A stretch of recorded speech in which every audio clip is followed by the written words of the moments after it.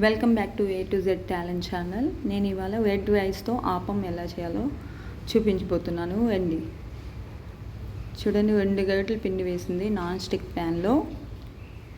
ఇది రౌండ్గా తిప్పుతుంది. చాలా చాలా ఇంట్రెస్టింగ్గా ఉంది నాకైతే చూడటానికి. మీకు ఎలా అనిపిస్తుందో కామెంట్ చేయండి. నేనైతే అలా చూస్తూ ఉండిపోయా. ఆయిల్ కూడా చాలా చాలా తక్కువ వేస్తుంది, అంతే 2 డ్రాప్స్ వేసింది అంతే.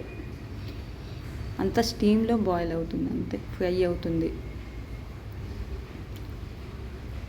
చిల్లులుగా మొత్తం ఆపమంతా అలా వస్తుంది. ఇప్పుడు బౌల్ షేప్లో బయటకు వస్తుంది మనకి.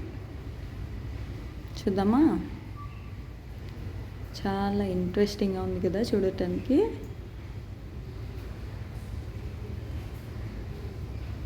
చూడండి, పొగలు బౌల్ షేప్లో వచ్చింది కదా.